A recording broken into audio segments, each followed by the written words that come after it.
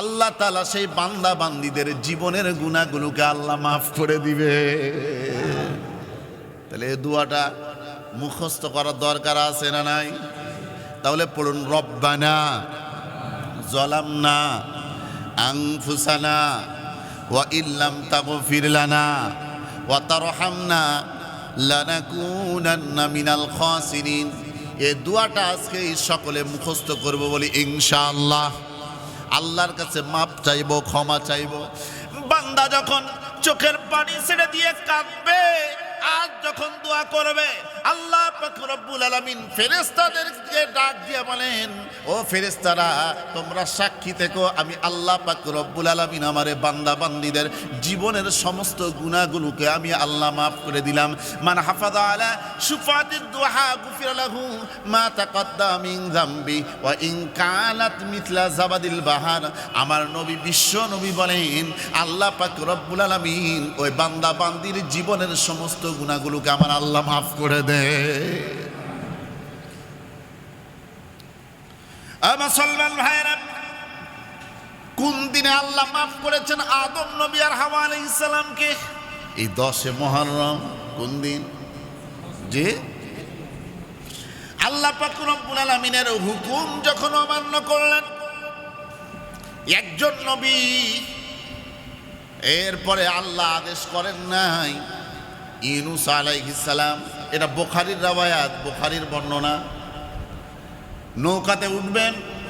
এমন সময় মাঝি নৌকাতে উঠার পরে মাঝি বলতেছে, কি ব্যাপার রে, কোন পাপিষ্ট বান্দা আল্লাহর হুকুম ছাড়াই এরকমভাবে আল্লাহর সাথে বেঈমানি করে আল্লাহর হুকুম মানা ছাড়া এই নৌকার উপরে উঠেছে।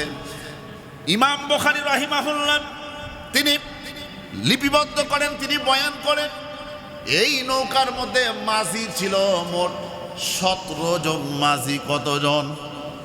17 জন মাঝি ছিল। ইউনূস আলাইহিস সালাম যখন নৌকার উপরে উঠেছে, নৌকা যখন দোলাদলি শুরু করেছে, নৌকাটা যখন ডুবে যাবে, মাঝি যখন বলল, কোন আল্লাহর বান্দা আল্লাহর হুকুম ব্যতীত এই নৌকার উপরে উঠেছ, তাড়াতাড়ি নেমে যাও। ইউনূস নবী কোনো কথা বলেন না, তিনি চুপ করে আছেন, তিনি দাঁড়িয়ে আছেন, কোনো কথা বলেন না। এমন সময় সর্বশেষ যখন ইউনূস আলাইহিস সালাম যখন বললেন, নিজের পরিচয় দিলেন, এমন সময় মাঝিতে একটা ধাক্কা দিলেন। মাঝি কি করছে? ধাক্কা দেওয়ার সঙ্গে সঙ্গে ইউনূস নবী যখন নৌকা থেকে নিচে পড়ে যায়, পড়ার সঙ্গে সঙ্গে মাছে টপ করে গিলে ফেলে দেয়। মাছে যখন খেয়ে নেয়, এমন সময় মাছের পেটের মধ্যে থাকা অবস্থায় ইউনূস নবী পড়েছেন, যেহেতু বিপদে পড়েছেন, লা ইলাহা ইল্লা আনতা সুবহানাকা ইন্নী কুনতু মিনাজ জালিমিন। আল্লাহ শিক্ষা দিলেন, এটা কোরআনের আয়াত। এটা কি? এবং হাদিসেও এসেছে এবং কোরআনের মধ্যে আল্লাহ নাজিল করেছেন। এই জন্য বিপদে যখন পড়বেন তখন ডাকবেন কাকে?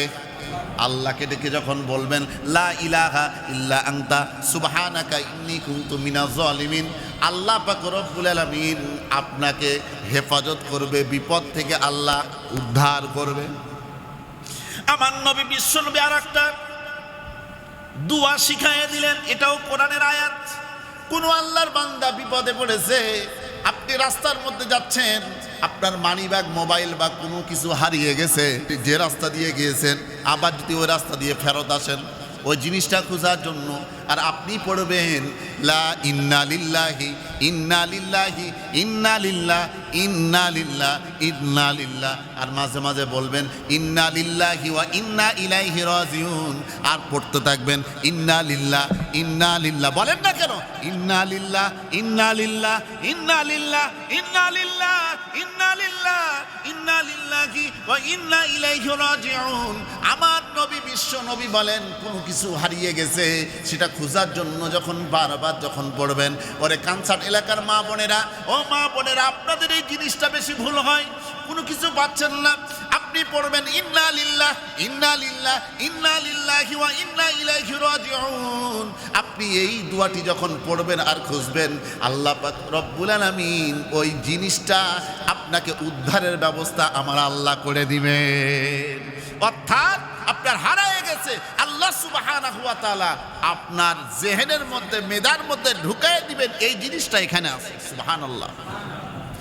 আপনার পাওয়ার জন্য আসান করে দিবেন, সহজ করে দিবেন। তার নামটা কি?